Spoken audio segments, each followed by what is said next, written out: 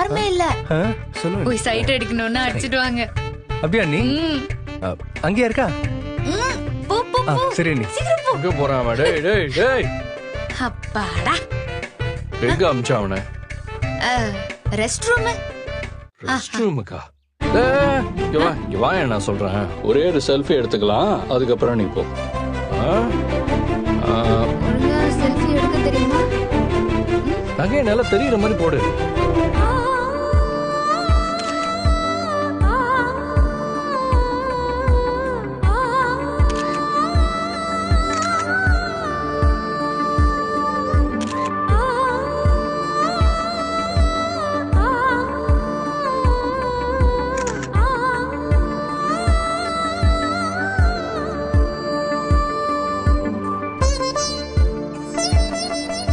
இவதான் மாப்பிள்ளை வீட்டோட மூத்த மருமக போல.